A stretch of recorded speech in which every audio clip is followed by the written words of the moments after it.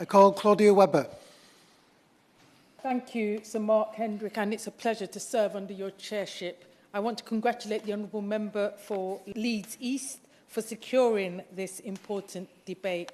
The UK economy was already facing a crisis of high inflation driven by corporate greed that was squeezing living standards and forcing millions deeper into poverty. But while large corporations have exploited the crisis and the government's inaction to make record profits and pay hefty dividends to shareholders, the Bank of England has again increased rates that punish ordinary people who are not the cause of the inflation the bank supposedly wants to bring down.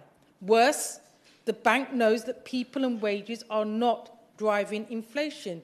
Even the Bank of England chair, Andrew Bailey, admitted at the press conference announcing the latest crippling interest rate hike that he knows wages and remuneration are not causing high inflation. Instead, he said the high prices being charged for food and clothes are the main drivers. Food and clothes, two of the main essentials that people have no choice but to spend on.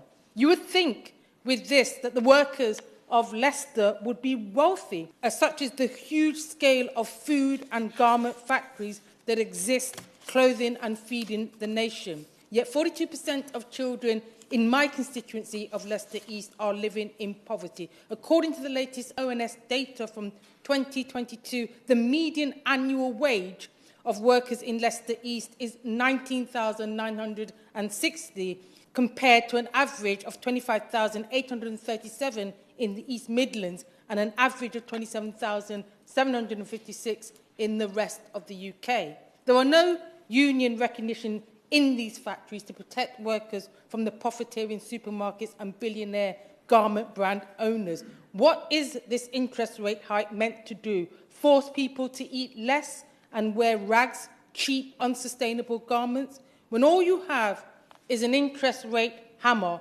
ordinary people, even the poorest, look like a nail.